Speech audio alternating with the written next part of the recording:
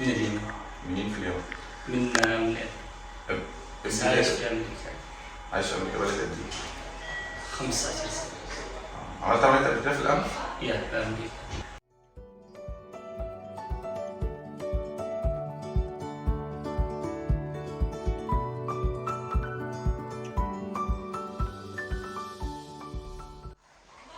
فين الضحكة الحلوة؟ ينام بيضحك يصحى بيضحك. إن شاء الله. جاهز؟ طبعا. يلا شغال مع بعض. من علامات الأنف الجميلة هو تناسق أجزاء الأنف مع بعضها البعض وتناسق أجزاء الأنف مع ملامح الوجه.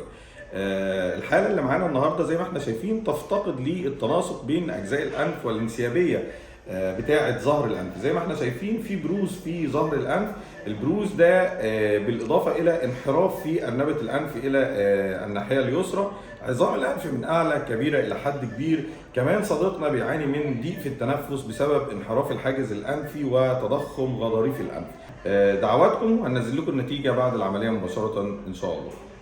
شكرا لدعواتكم الجميلة. صديقنا اليمني إن شاء الله هيستمتع بتنفس أفضل وضحك أجمل بعد إصلاح اعوجاج الحاجز الأنفي من الداخل بالمنظار، وبعد محاذاة ونحت ظهر الأنف ونحت عظام الأنف من أعلى ونحت وتحديد الأرنبة ورفع الأرنبة. لو احنا فاكرين قبل العملية كان الأنف منحرفة إلى الناحية اليسرى والأنف تذهب حيث يذهب الحاجز الأنفي. احنا شايفين الأنف أصبحت مثبتة في منتصف الوجه تماما. شكرا لدعواتكم الجميلة وفي انتظار تعليقاتكم على الفيسبوك واليوتيوب والانستجرام إن شاء الله.